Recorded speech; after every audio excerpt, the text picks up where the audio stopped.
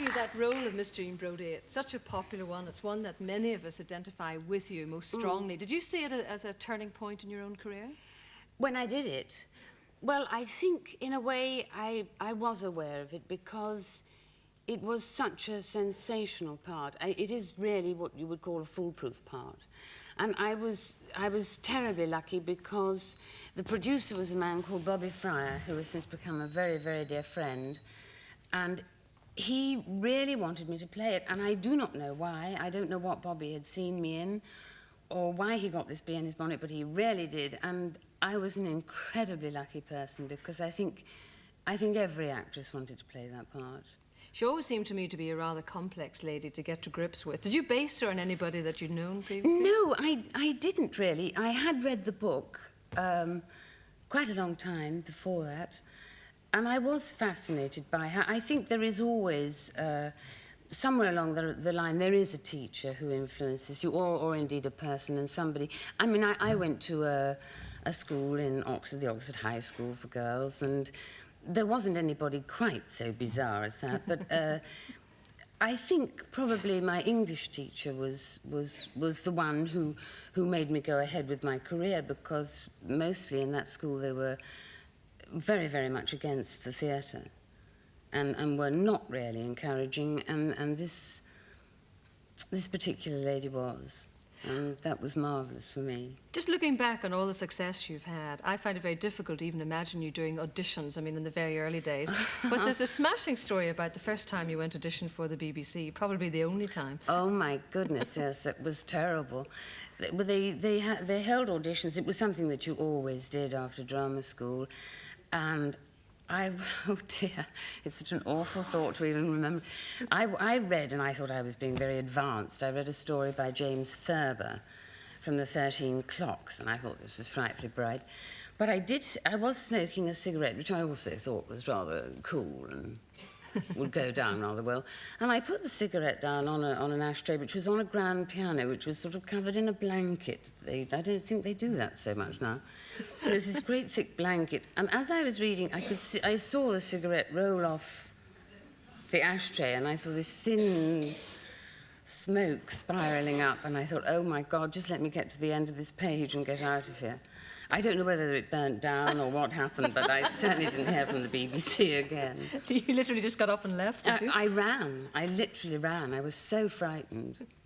You came up very much through revue in the 50s. Yes. And I think many people these days have forgotten what true revue was really all about. I mean, how much of a training ground was it for you? It was really, really extraordinary because you had to do so many things so fast. I got into it really by accident because I was at Oxford, at a drama school, I hasten to say, not up at Oxford. But I used to work in university revues. And in fact, we were the first people who went up to Edinburgh and did Fringe. So that's how I got into it, really by accident. I never wanted to. And I was doing a revue that was from Edinburgh in London, and a very strange man came round and said, I would like you to go to Broadway, and I really thought it was a joke. I just couldn't believe that was true, but it did turn out to be true, and I ended up there and was desperately unhappy for about a year. Doing what kind of things on Broadway? Well, I was doing a revue, and I was meant to sing, and I was meant to dance, and I really can't do either.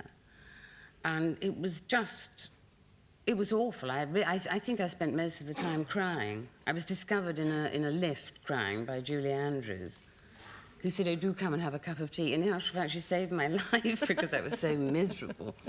There was one great revue that you're in with Kenneth Williams. What was it, Share My Letters or something like that?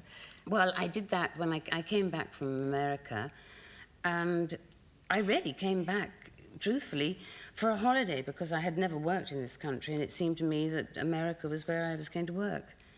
And I was suddenly asked to do this revue. Because Sir Kenneth on this programme, not all that many weeks ago, was in raptures about, extolling the virtues, really, of your good self. And he had some rather rude stories to tell about experiences. I'm sure yes. he did. Did you find that you picked up a lot of his exaggerated gestures and over the top a bit when you were working with him? Well, in fact, It was quite a long time ago. Kenneth wasn't quite so far over the top in those days, but he was always very eccentric and very brilliant. We did have a marvellous time, but that was in a revue, and then I did a play with Kenneth, and he was a remarkable teacher too, in many ways. It was a play by Peter Schaffer, and I remember Kenneth telling me it was marvellous, really, because I had a very, very long speech, and I would get to it every night, and all I could see was 3 pages of print. I mean, all I could see was the print, and I would take a breath and think, oh, well, here we go, and I'd try and do it. And finally, Kenneth said to me, I can't think why you're being so boring in that speech. And I said, it's because it just frightens me, Kenneth. I just see all these words. And he said, but you never talk like that. He said, you start a sentence up there, or you start a sentence down there, or you suddenly say, oh, I forgot to tell you that. And he said, why can't you do that? What's wrong with you? Why, goodness, why can't you talk natural? And all this went on. And it was very interesting because I hadn't thought of it as being as simple as that.